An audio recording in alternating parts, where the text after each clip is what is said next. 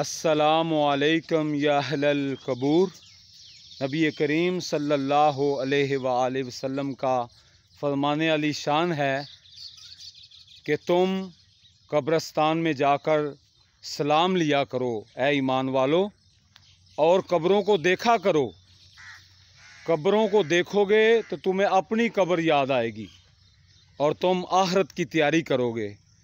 तो मेरे सहबो, अल्लाह रब्बुल इज़्ज़त के प्यारे महबूब का फरमाने अली शान है, सरकार दो आलम नूर मुजस्सम शफ़ी आज़म फ़ख्र आदम व बनी आदम हज़रत मोहम्मद मुस्तफ़ा सल्लल्लाहु अलैहि वसल्लम ने फरमाया कि कब्रों को देखा करो, और जब तुम कब्रों को देखोगे तो तुम्हें अपनी कब्रें याद आएंगी, अपनी कब्र याद आएगी।